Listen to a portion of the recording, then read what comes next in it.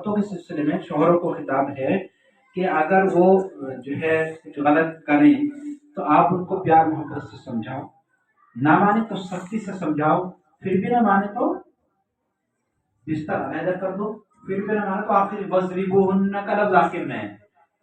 अब पिटाई करो, पिटाई मतलब तंबी, पिटाई से मुराद तंबी लिया है। और इसकी तशरीह इस तरह से करते हैं कि हजरत उमर फारूक रजी अल्लाह ताला मस्जिद नबवी में तशरीफ फरमा थे। एक साहब जोर जोर से बात कर रहे थे, आपने मस्जिद का एहतराम करते हुए कंकड़ी उठाई और उसकी तरफ फेंकी मुतवज्जा करने के लिए। वो मुतवज्जा अपने इशारे से बुलाया और ये कहा, कहाँ से हो?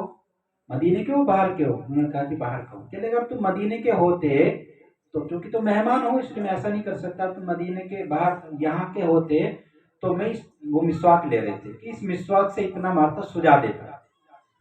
मिसवाक से क्या हो सकता है, कितनी चोट दे सकते हैं आप? उलमा ने तंबी मुराद लिया है इस चोट को जो आप मिसवाक से दे सकते हैं, इससे ज्यादा की गुंजाइश नहीं है। और उस बारे में ये कहा कि आप ये समझ जाएं, अगर इतनी अकल समझ अल्लाह ने आपको दी है, ये तकब्बुर गौर फिक्र के बाद आप किसी नतीजे पर पहुंच जाते हैं, इतनी लियाकत अल्लाह ने आप दी, आप समझ सके कि इस बच्चे की गलती के बकदर इसको कितनी सजा दी जा सकती है। अगर इतनी फहम अल्लाह ने आपको दे दी है तो आप फिर उतना ही मारेंगे। अगर इतनी फहम नहीं है तो ज्यादती करेंगे तो भी आपको मारने का हक नहीं है। बहरहाल मारने का, कमी ज्यादती को छोड़ दीजिए, तंबी यहाँ तक है। ये तो बाप का हुक्म है औलाद के लिए, ये शोहर का हुक्म है जो है बीवी के लिए, बाकी और कहीं कोई सबूत नहीं मिलता। इन्नमा बुइस्तु मुअल्लिमा, माना ने आपके सामने सुबह एक हदीस पढ़ी थी, अल्लाह के नबी ने फरमाया मैं मुअल्लिम बनाकर भेजा गया हूँ। बेहतरीन मुअल्लिम है अल्लाह के नबी, लेकिन अल्लाह के नबी ने कैसे कैसे सहाबा की तरबियत की जिनको जानवरों से तशबीह दी जाती थी।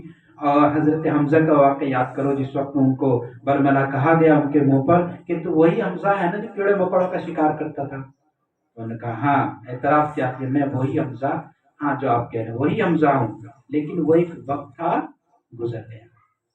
यानी वो दौरे जहलियत की बात है, जिस वक्त ईमान लेकर नहीं आए थे, तो उस वक्त जो है उनकी जिंदगी ऐसी थी। और खुद जो है हजरत उमर फारूक और हजरत अबू बकर सिद्दीक के बारे में कि जानवरों वाली जिंदगी थी, जानवर चलाते थे वगैरह वगैरह इस तरह की, और उनको कैसा बना दिया आपने, बताओ कहीं सबूत मिला पिटाई का? पिटाई तो छोड़िए, धमकाने का सबूत नहीं है, सिर्फ नाराजगी का इजहार, चेहरा लाल हो गया, समझ गए साहब हो गया काम। दावत और तबलीग का इतना बड़ा काम आदमी सतह पर चल रहा है, सबसे ज्यादा वर्कर्स इसके इस वक्त में हैं, और माशाल्लाह कौम के हर फर्द तक ये लोग पहुंच रहे हैं, दर दर घर घर ये लोग जा रहे हैं, और बड़ा काम इन्होंने कर लिया। बड़े बड़े जो है जानियों को, बड़े बड़े शराबियों को, बड़े बड़े गुंडों को, डकैतों को इन्होंने राय रास्त पर लेकर के आ गए। लेकिन मुझे बताओ कभी इन्होंने, आपने इनको पिटाई करते देखा? होती है इनके यहाँ पिटाई? इतना बड़ा काम बगैर पिटाई के हो सकता है? तो ये बच्चा तो मासूम होता है, प्यार का भूखा होता है, लालची होता है, इसको राय रास्त पर लाने के लिए क्या बगैर पिटाई के काम नहीं चल सकता? क्यों? आखिर ये ज्यादती क्यों हुई नस्लों पर?